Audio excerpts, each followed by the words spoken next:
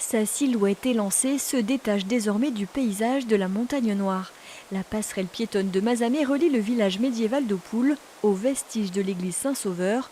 Toutes de métal vêtu, elle mesure 140 mètres de long.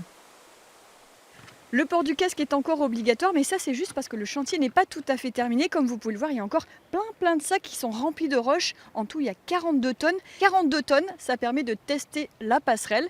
Mais je vous assure, même si elle bouge un petit peu, tout va bien. On peut voir déjà à travers le vide complètement. Et la petite rivière de l'Arnette, c'est assez étonnant.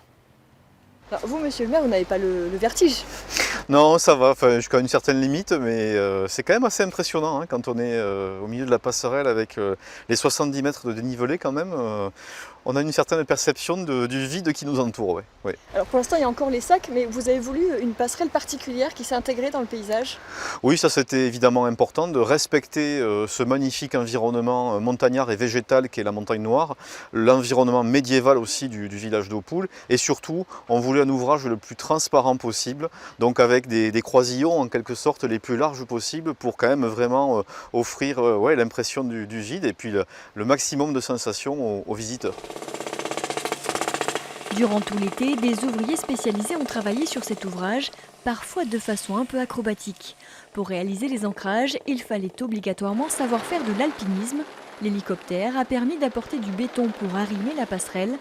Toutes les parties métalliques ont été fabriquées par une entreprise locale et assemblées sur place. Les premiers pas sur cette passerelle pourront se faire dès ce week-end pour tous ceux qui n'ont pas le vertige.